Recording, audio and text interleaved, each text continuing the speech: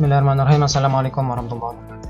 Alhamdulillahirrahmanirrahim. Pada kesempatan ini kita bisa bertemu kembali pada mata pelajaran fisika kelas 12. Hari ini kita akan masuk ke materi KD 3.2 listrik statis. Insyaallah pada 15 menit ke depan kita akan membahas mengenai muatan listrik, kuat medan listrik, dan potensial listrik.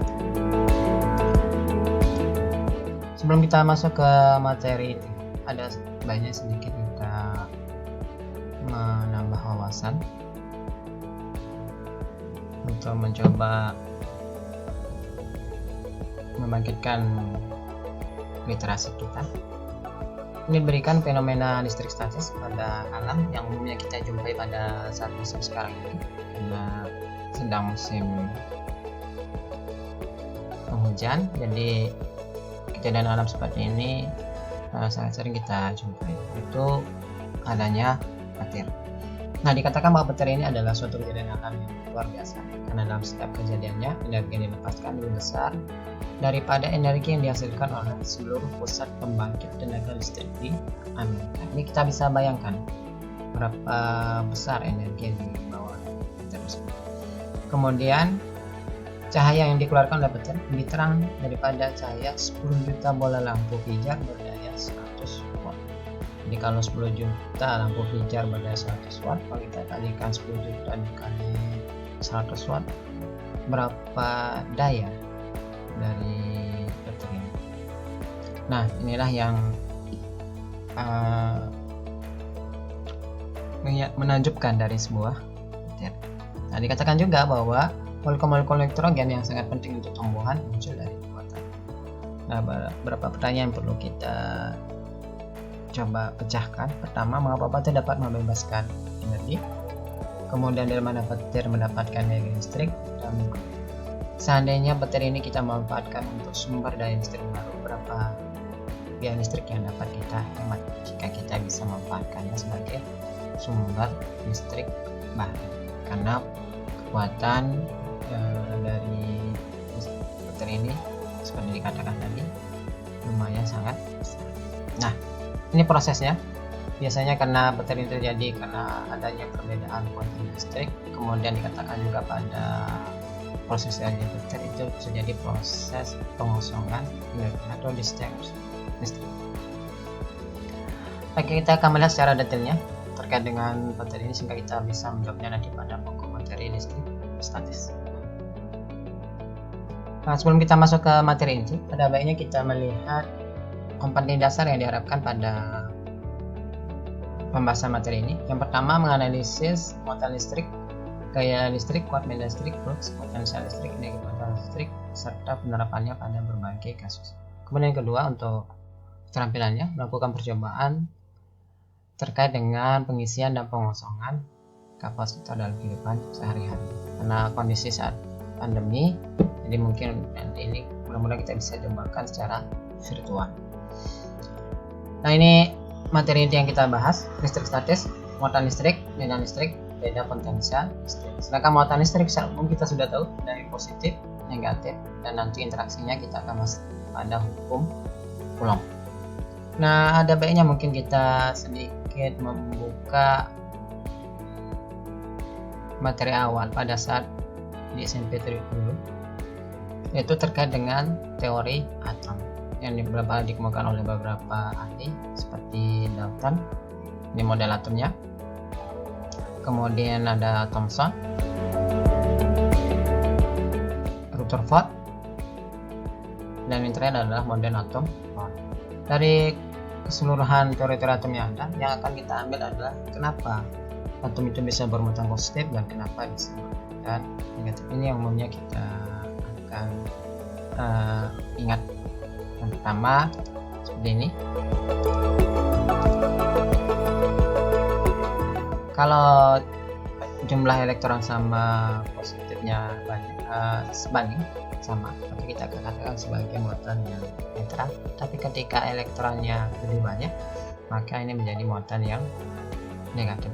Sebaliknya, kalau elektronnya lebih sedikit dibandingkan dengan muatan positifnya, maka dikatakan sebagai atom bermuatan positif. Ini posisi yang ada. Kemudian yang berikutnya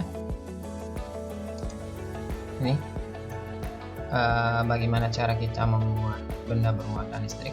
Untuk menggosok ini terlebih dahulu, menggosok garis plastik dengan kain wol atau menggosok penggaris kaca dengan kain sutra. Hasilnya berbeda-beda. Ketika plastik digosok dengan kain wol, maka kecenderungannya akan menjadi bermuatan listrik negatif, sedangkan kaca akan cenderung menjadi positif. Nah, ini perlu nanti dikaji kenapa kaca cenderung negatif, kemudian plastik lebih cenderung negatif, sedangkan kaca lebih cenderung positif ketika digosok baik oleh kain wol maupun sutra. Nah, ini proses lain, ada induksi, pendekatan, kemudian interaksinya ketika didekatkan antara muatan yang sejenis akan tolak menolak, kemudian ketika didekatkan dengan yang tak sejenis akan tarik menarik. Inilah menjadi sifat dari muatan listrik. Ketika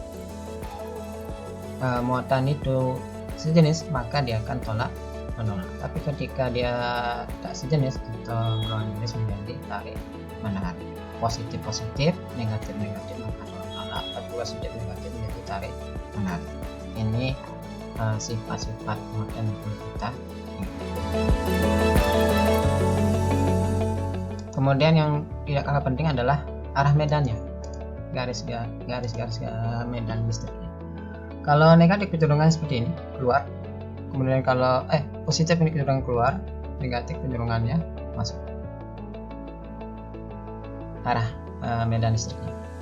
Sedangkan interaksinya, karena ini seperti ini, kecenderungan keluar, negatif masuk, maka kita bisa dapatkan ketika positif ketemu negatif, maka ada yang memberikan, ada yang menerima, sehingga terjadilah tarik menarik. Begitu juga negatif, masuk semua, maka tidak akan pernah ketemu karena sama-sama menerima saja, tolak menolak. Begitu juga kalau positif, tidak akan pernah ketemu karena sama-sama memberikan, keluar, jadi tidak akan ketemu garis gaya. Jadi seperti ini garis-garisnya.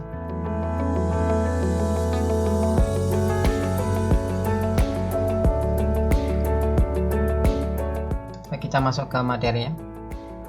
Nah, interaksi antara dua buah muatan tersebut dikemukakan dan diberi sebuah hukum yang namanya hukum Coulomb. Baca dan Coulomb, di mana hukumnya mengatakan besar gaya tarik atau tolak antara dua muatan listrik sebanding dengan muatan-muatannya dan berbanding terbalik dengan berat cara terbalik. Ini positif negatif terpisah oleh R atau positif terpisah oleh R. Dua muatan Q1, Q2. Ini Q1, Q2. Persamaannya adalah K Q1, Q2 per R kuadrat. Seperti bahasa ini. Antara dua muatan Q1, Q2 berbanding terbalik dengan kuadrat jarak. Jadi kalau ditanyakan hukumnya, maka hukumnya adalah F sebanding dengan Q1, Q2 per R kuadrat. Sedangkan persamaan hukum Coulombnya adalah persamaan matematisnya.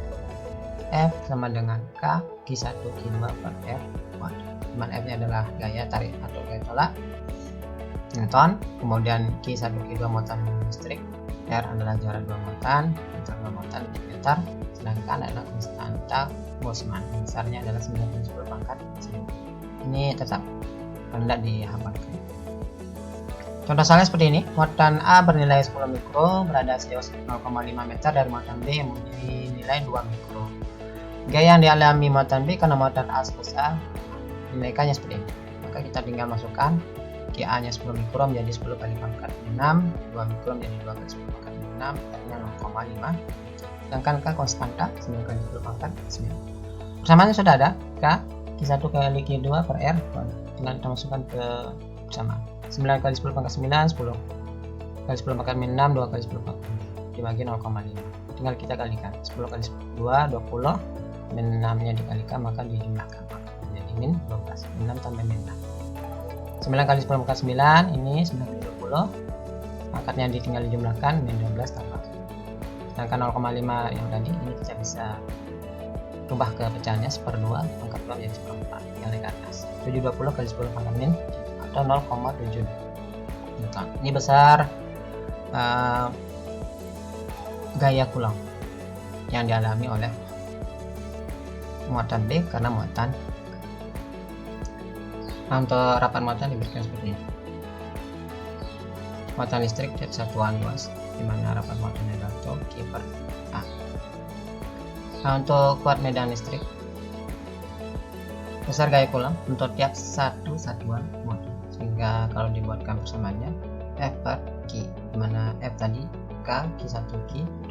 Ini kita pakai Q kecil boleh, Q besar boleh, supaya mudah pembeda saja. Misalkan Q1 itu kecil, Q2 itu R kuadrat, sehingga kalau dimasukkan persamaan ini akan menjadi K kali Q per R kuadrat. Inilah nilai kuat medan listriknya, di mana satuan untuk kuat medan listrik adalah Newton per Coulomb.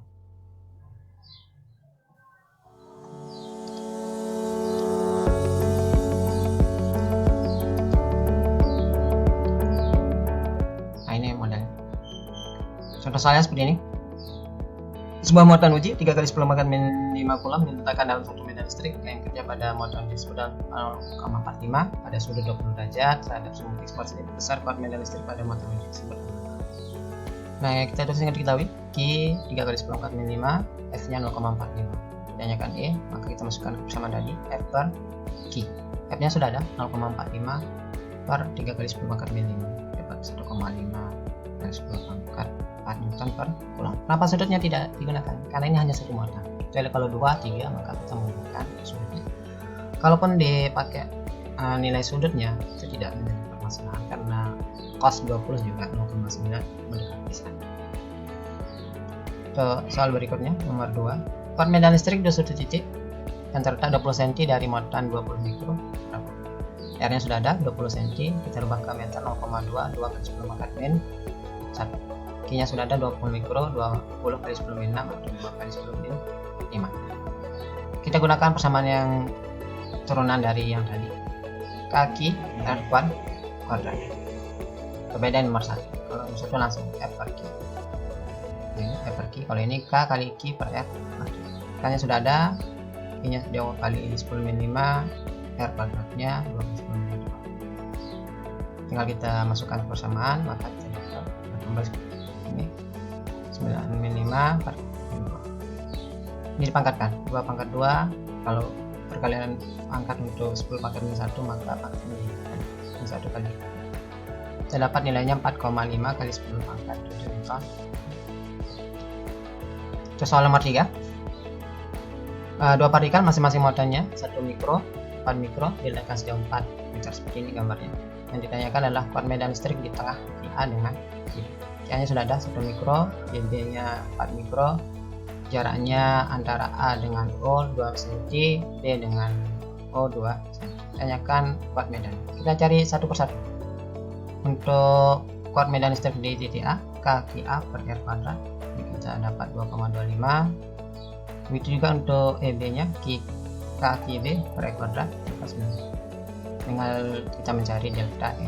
E2 min E1. 9 kali 10 pangkat 7, ini min 2 kali 2,5 10 pangkat 7. Kita dapat 6,75. Inilah besar kuat medan titik tengah-tengah antara A dengan B.